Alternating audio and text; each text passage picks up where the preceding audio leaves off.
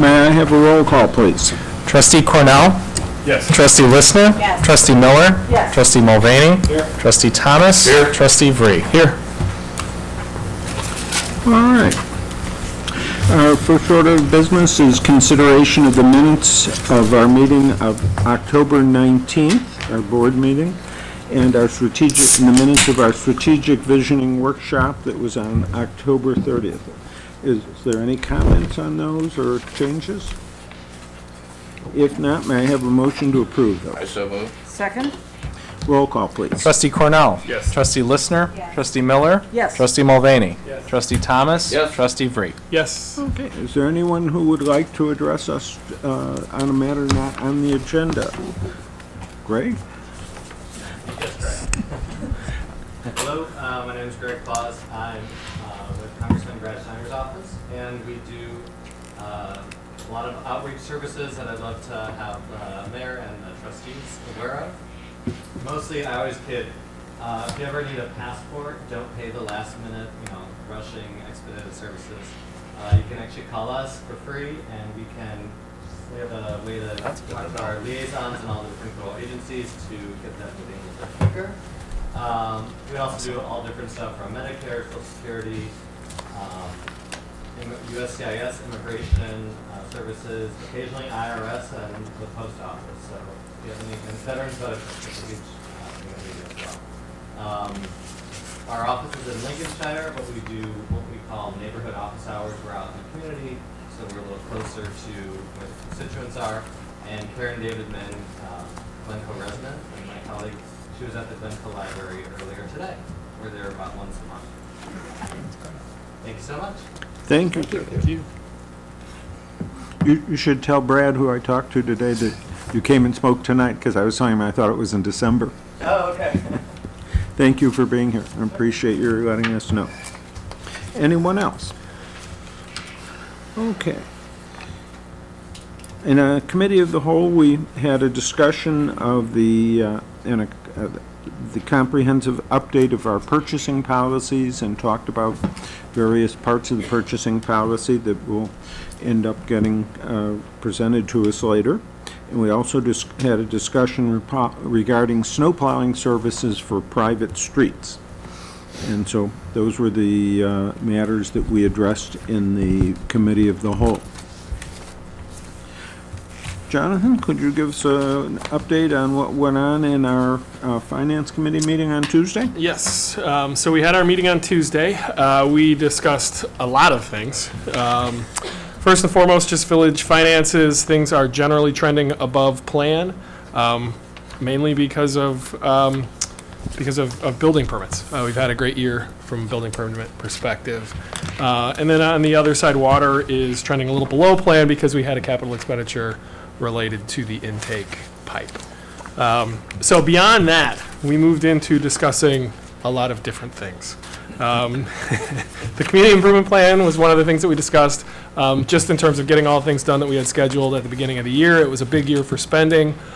We have one project left, but everything has come in, actually in total below plan. So from a busy year for capital expenditures, it's been a good one.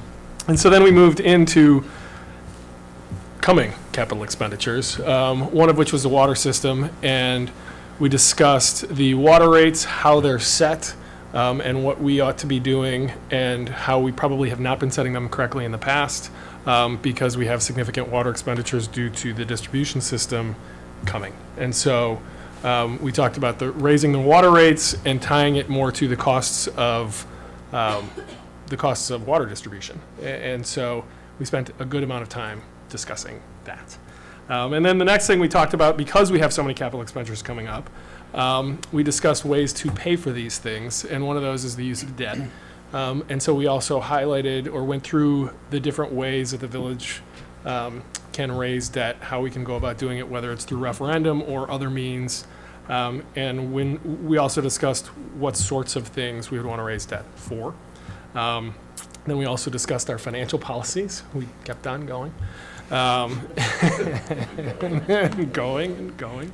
And so most of the policies we still think are good. One of the things we discussed was IRMA. We have a balance that's getting significant in the IRMA fund.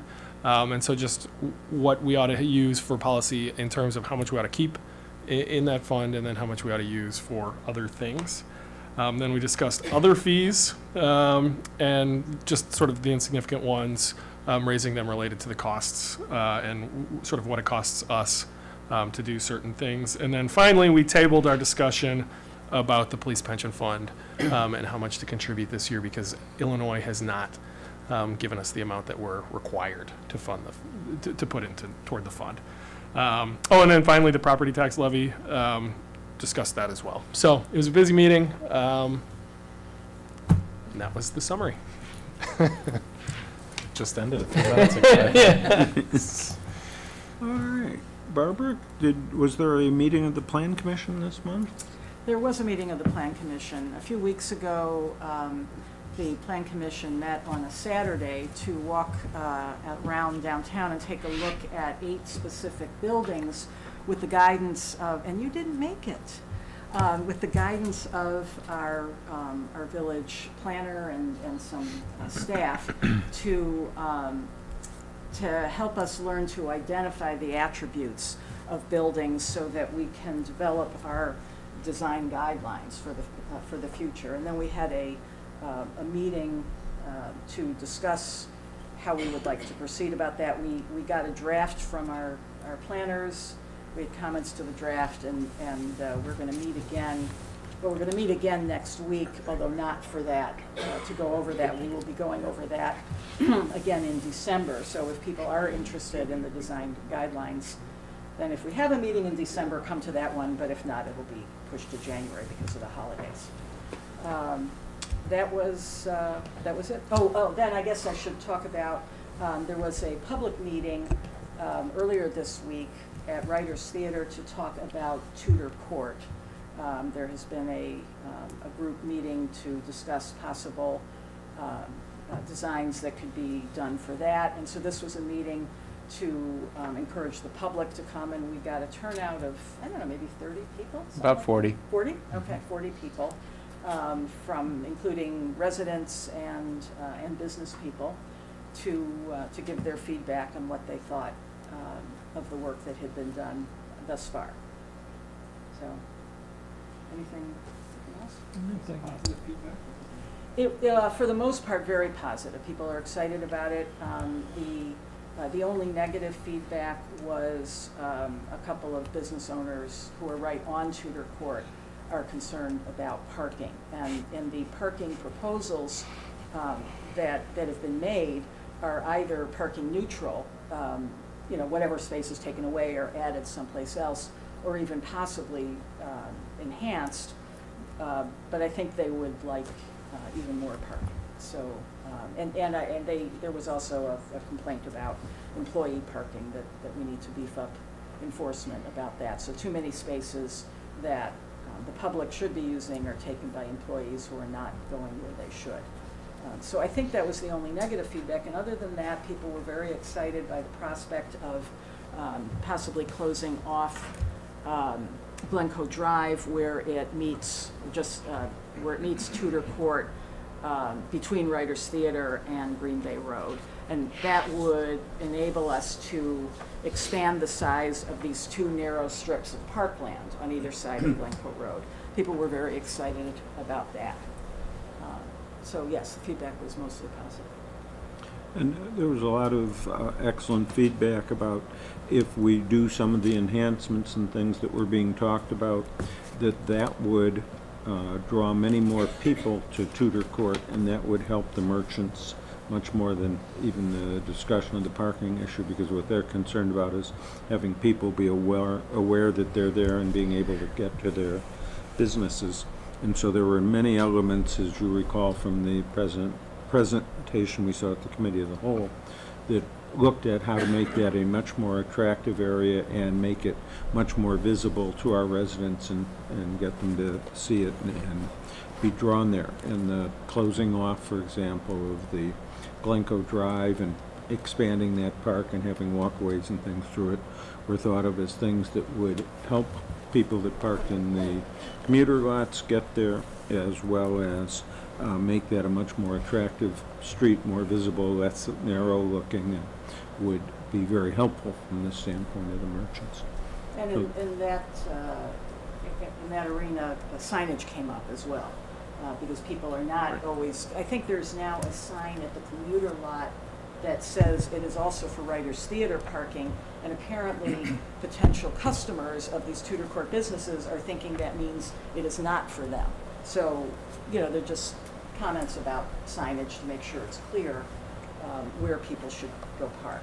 And that's certainly something that came up in our parking study, was that there is a problem with people not knowing where all they can park and not necessarily wanting to park someplace that's maybe not much farther, but seems psychologically farther than what they're used to. All right. Dale, tell us where we are with respect to the Golf Advisory Committee. Well, we did not meet this past Monday, but we will be meeting this coming Monday. And as is usual at this time of year, one of the things we will be focused on is plans to maintain and improve and invest in the golf course itself. An awful lot of that kind of work of necessity has to be done in the winter when the ground is harder and so forth. One of the things that has been done already is we have an annual tree replacement program. Part of that is you need to do that in any event, but part of it is we have a number of aged willows on the course, which are slowly dying and which truthfully are not very good golf course trees anyway. So we planted 3 12-foot cypress trees and 2 10-foot river beech trees in strategic locations. Strategic meaning that we're anticipating that the willows nearby will be gone in the not too far distant future. On the whole, I think it's appropriate to say that the golf club has had a very successful year. Our total revenues through October, which is not necessarily the end of the season, exceeded the annual budget by over $123,000. The number of rounds exceeded the annual budget by almost 1,500 rounds. So really, it's been a very successful year, and we're hoping for more of the same next year. Excellent. Did Stell have any plans to have 80-degree weather next month so that we could have more rounds? Well, we've asked at least for Thanksgiving. Okay. Peter, tell us about the Sustainability Task Force. Sustainability Task Force met on Tuesday, October 24th. We did our usual agenda of reviewing each of our 7 initiatives. These initiatives are each making progress on their own, and we've talked about them in the past. The things I'd like to highlight are the convening of the first ATP committee. The ATP, the Active Transportation Plan committee, has kicked off. That steering committee had their kickoff meeting, and it's comprised of a range of residents as well as other village board members. Village on the whole, not just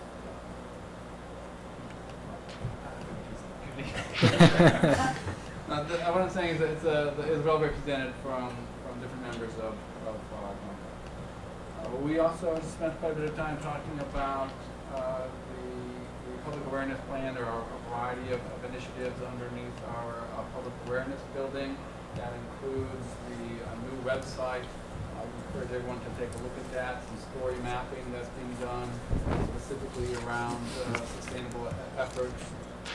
So that's one awareness campaign on which the people will have to come and seek the information, and if they do, they'll find a good story and some really good data points. On the flip side is outreach and sending messages out to the community about sustainability, and we've got a variety of ways of doing that. One thing that I'll highlight in that regard is our downtown businesses. As you all know, you may recall, I passed out a little sticker, so that program hopefully is moving forward. We're just waiting for some approval on some letters that we can send to our businesses, and they'll be able to meet a criteria in which they receive a sticker in the window, which will indicate that they're doing business in Glencoe. We also are working with the library to develop some sustainability corner, I think we're calling it at the moment. I'm sure the name will evolve. And we're open and seeking input on what people think would be good books, resources, speakers, videos, etc., that the library can organize into various themes on a periodic basis, where they'll emphasize, depending on how they want to do it, they're still shaping the concept. But obviously the idea is that we can collect information, make it available to anyone who participate in the Glencoe Library, and we'll have organized themes that are consistent with where Glencoe wants to go in terms of sustainability. And then the last thing I'll highlight is the Ravine Group continues to make progress. They've had a recent conference call to help organize and form a good governance best practices for the ravines we have here in Glencoe, which are a very special little habitat unique to the Great Lakes ecosystem along the North Shore here. So that's really also a great success because, again, it meets some of the fundamental goals that we established as a task force, which was to engage people outside of those who just put their hands up around sustainability. The point was to bring in additional people, perspectives, and broaden the voices who can add value to the future of Glencoe. That's my opinion. Thank you, Peter. Gail, could you tell us about where we are on the Sesquicentennial Planning Group? Sure. So Glencoe is going to be celebrating its 150th anniversary in 2019, and so the Sesquicentennial Planning Group has been getting together twice a month since early this summer. The most recent meeting took place this week on Tuesday. So we've established kind of a planning guide for this whole celebration, figuring out what the roles are both for the village and for the Glencoe Historical Society. And so now we are getting to that point where we're at the next phase of the planning process, and we're going to be inviting more participation from the community.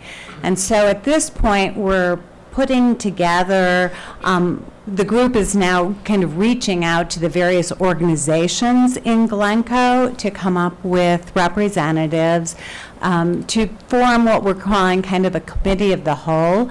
And it's going to be a group that will have its first meeting probably in February of this year. We're reaching out to all these organizations to see what they would like their participation in the Sesquicentennial to be, whether they want to sponsor specific activities or just join in and lend a helping hand to some of the other activities that are already going to be taking place. And also to kind of start getting more interest, the group is hoping to bring forward a proclamation at the December meeting of the village board to establish 2019 as a year of celebration and to encourage participation in the planning process. We kind of view that proclamation as the kickoff to what will be the celebration that'll be extending through 2019. Thank you. Thank you, Gail. May I have the village? I forgot to note, I wanted to make sure to get on the record, our next Sustainability Task Force meeting will be December 6th at 7 o'clock. That meeting is going to be a little bit more reflective on the past year and our successes, and we'll be thinking about membership and how we can recruit new folks into the actual task force. So just want to make sure people are aware, December 6th, 7 o'clock here at Village Hall. Thank you, Peter. May I have the village manager's report, please? Thank you, Mr. President. On the Wednesday of the week before Thanksgiving every year, the village hosts its annual Employee Appreciation Luncheon, and yesterday I was pleased to announce that Raul Hernandez, one of the village's maintenance equipment operators in the Forestry Division of the Public Works Department, was named the 2017 Employee of the Year. Raul has been with the village since 2012, and in that time has proven himself to be a standout employee in many ways. He received a total of 7 nominations, split between supervisors and coworkers, with numerous comments, and I'd like to share a few of them because I think they really speak to the character of this particular employee. Raul shows great leadership and work ethic. I can't think of a more deserving and hardworking employee. He's displayed an outstanding attitude towards all, residents and employees alike. His commitment to service is outstanding. Raul is a great leader and has a great work ethic in everything that he does. And finally, he is a credit to the village and represents the village in the best way possible. So it's always wonderful to be able to acknowledge great employees. We have many of them, and Raul rose to the top this year. There were a couple of others that we provided some special recognition toward as well.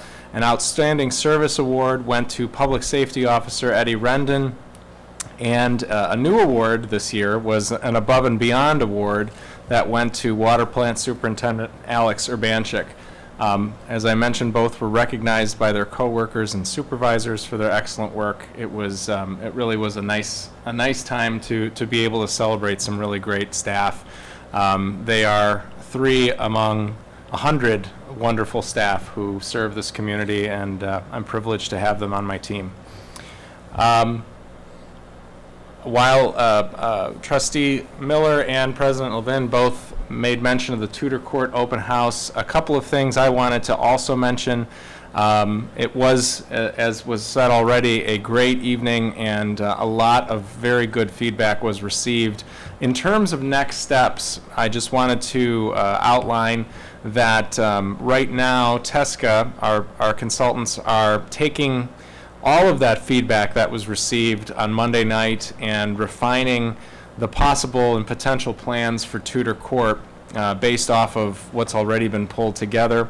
We're planning to outreach and have an additional meeting with this Tudor Court stakeholder focus group that we convened earlier this summer, and then ultimately bring a presentation back to the village board later this winter with some recommendations as to next steps. But I'll just underscore what's already been said. It really was a great opportunity for a lot of really interesting feedback, and some things that we expected to hear and some things that we didn't, and I think that's the point of having those meetings.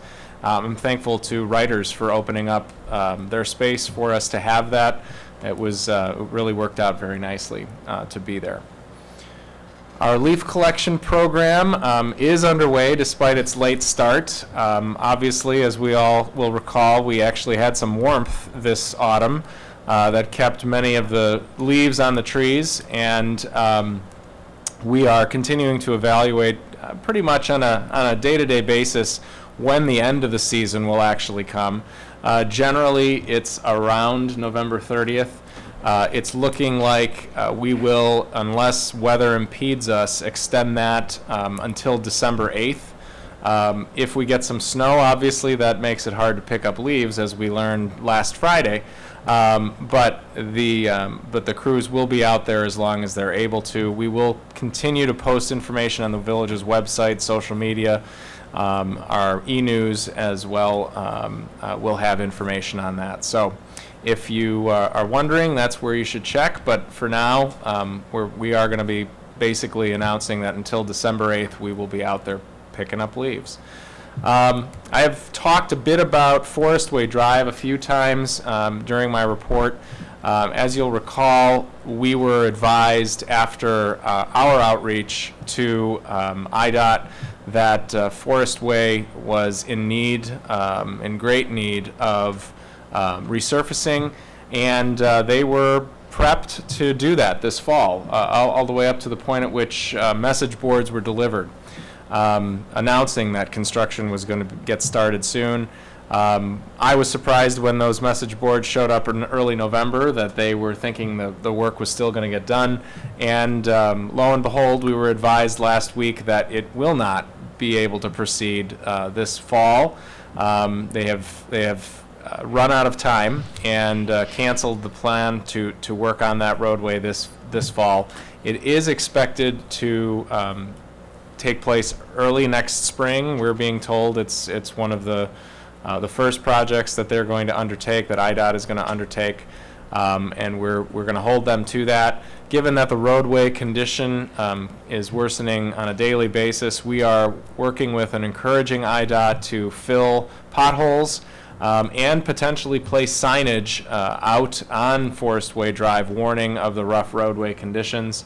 If you haven't driven down Forest Way, I would suggest being careful, particularly if you're going northbound. It does seem as though the roadway is kind of falling into itself on a number of locations. So we will continue to work with IDOT. Unfortunately, the village does not control that roadway. But we will be working with IDOT through this fall. A couple of special events to announce. If you haven't made your Friday night after Thanksgiving plans, I've got it for you already, so don't worry. Light the Village Lights. That will be at 5 p.m. at the corner of Park and Vernon Avenues on Friday, November 24th. There are going to be some things sponsored by the Chamber that evening, including free hot chocolate. I know we're going to have some other folks in a few minutes talking a little bit about the Glencoe Community Holiday Drive. They will be out and about that evening as well. And then the Chamber, as it does every year, will be sponsoring a series of events every weekend through the holiday season in December. There's going to be some information, which leads me to my last point, relative to the events of the month of December being delivered to every home in town. Part of that mailing includes our downtown merchants who've put together some promotions as they'll be celebrating Small Business Saturday on Saturday, November 25th. This is the card that's going to be included in the Glencoe Anchor next week. That highlights what those promotions are. There are a number of discounts and other fantastic deals that our downtown businesses are going to be making available. And this information is on the village's website, and we will be sharing it heavily through our social media avenues.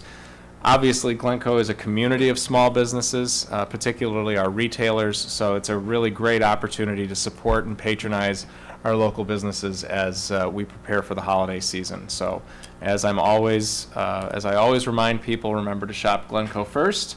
We'll be out there on Saturday the 25th, my family and I, and hopefully we'll run into a lot of our neighbors. So with that, if there are any questions, I'm happy to answer them. I would just mention, I think it's around 4:30 or 4:45, they're going to have caroling and that at the... 4:45, yes, 4:45. On, Friday the 24th, so it should be a great event. The big switch will be switched at 5 p.m. or thereabouts. Correct. Okay, the next order of business is declaring December 2017 as the month of giving in the village of Glencoe in honor of the Glencoe Community Holiday Drive. And we have a proclamation that we have that's in your packets. Whereas philanthropy is defined by love of humanity and the caring for and development of human welfare and advancement through helping those in need of assistance. And whereas the village of Glencoe recognizes the value and benefit of giving back to the community. And whereas in 1990, the Glencoe Public Safety Department started the Glencoe Community Holiday Drive, a community service organization providing for the happiness and well-being of local families, low-income seniors, and adults with disabilities. And whereas efforts of the Glencoe Community Holiday Drive include collecting care packages, unwrapped toys, non-perishable food, paper goods, and monetary donations, and whereas in 2016, 23 area families, 52 low-income seniors, and adults with disabilities, and hundreds of children received donations through the outstanding dedication of the Glencoe Community Holiday Drive, And whereas the Glencoe Community Holiday Drive works closely with other community organizations such as Family Services of Glencoe, the New Trier Township, and the Grant Food Center to make sure that no community member is left behind during the holidays. And whereas the holiday season provides an opportunity to celebrate the great American tradition of giving back through sharing of time, talents, and treasures. Now therefore be it resolved that the village president and board of trustees of the village of Glencoe do hereby proclaim the month of December as the month of giving in the village of Glencoe in honor of the Glencoe Community Holiday Drive. Further, all residents are urged to recognize the tradition of philanthropy and incorporate generously into their holiday planning to enhance the lives of all of those who reside in our community. Dated the 16th day of November AD 2017 at the village of Glencoe, County of Cook. May I have a motion, please? So moved. Second? All those in favor? Aye. We carry. And I'm going to invite up our friends from the drive. We have Margot Flanagan who's with us, and Colleen Harlow. And Katie, are you there? Or? She's there. Okay. Come up and say a few words to us.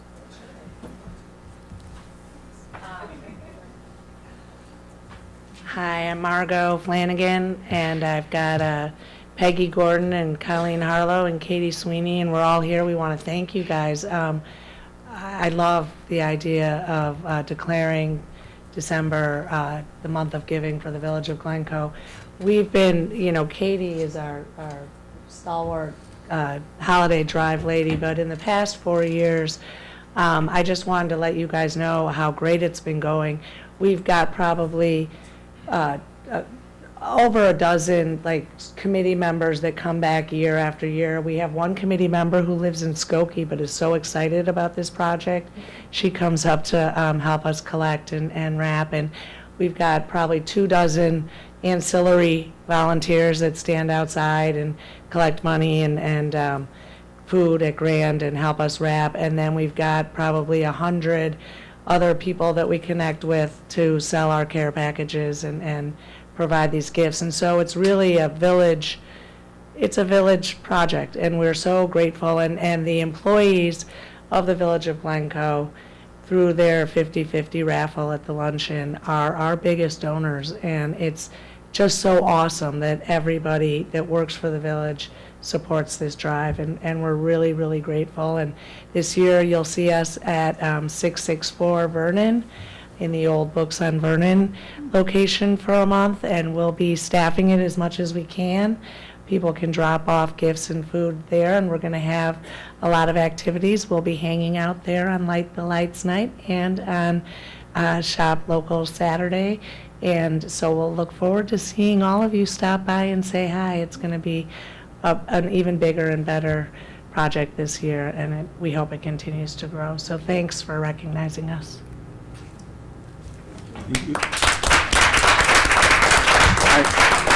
I wanted to mention that naturally, having been intelligent enough to get the proclamation ready, I forgot I had a check that's sitting quietly, I realize, on my dresser for $100 for you to try and kick off things and get you started.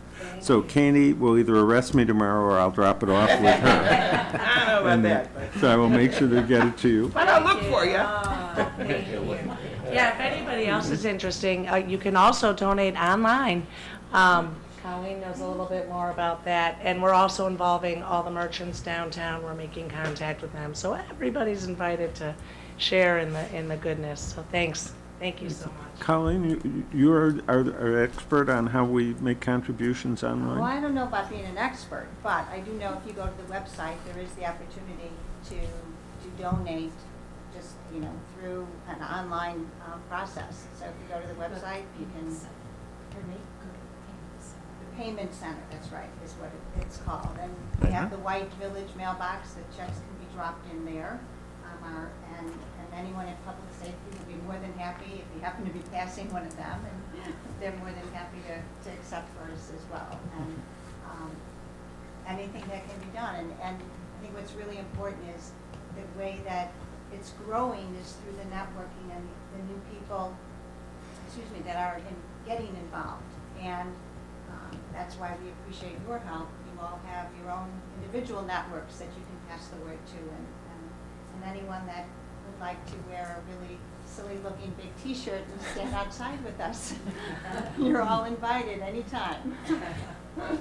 And we have a, not a website, but we do have, we're on Facebook, and we have an email, which is GlencoeCommunityHolidayDrive.com, that if you have any questions or want to contact us, I check that daily, and we'd love to hear from you.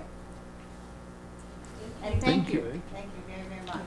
Thank you all very much for coming, and Barbara, thank you for being smart enough to do what I forgot to bring with me and have a chat with them. Just to clarify Colleen's point, that's on the village's website, that All right, donation yeah, portal is.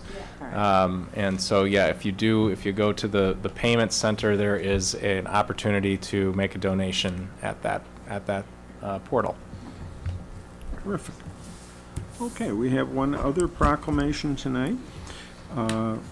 Just as Glencoe is hopefully in 2019 going to have our sesquicentennial, the state of Illinois is about to have a bicentennial, and we have the proclamation declaring December 4th, 2017 as the bicentennial flag-raising day in the village of Glencoe in honor of Illinois' bicentennial celebration.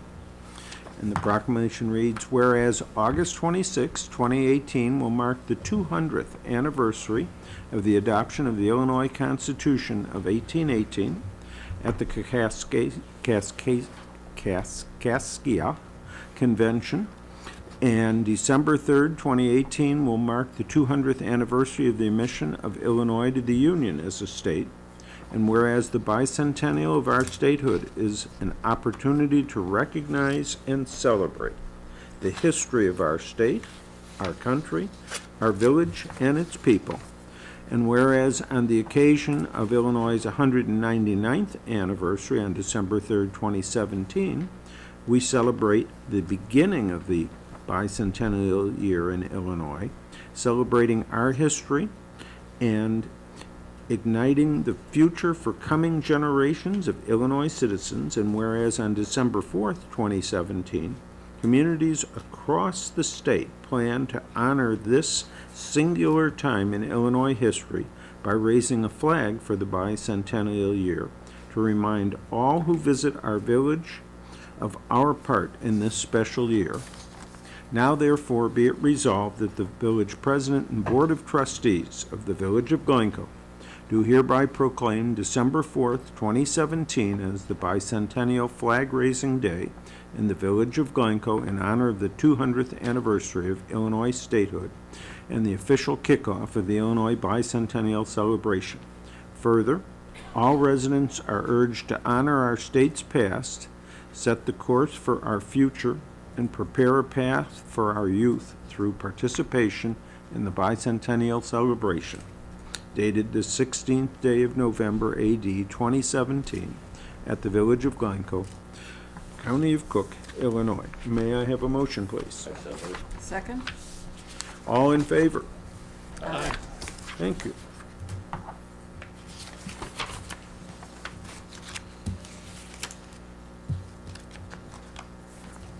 Our next village board meeting will be Thursday, December 21st, 2017, and I want to wish all in our community a very happy Thanksgiving. All righty. We have the consent agenda. Does anyone have any questions or anything they want to discuss with reference to the consent agenda? If not, may I have a motion to adopt the consent agenda? Second?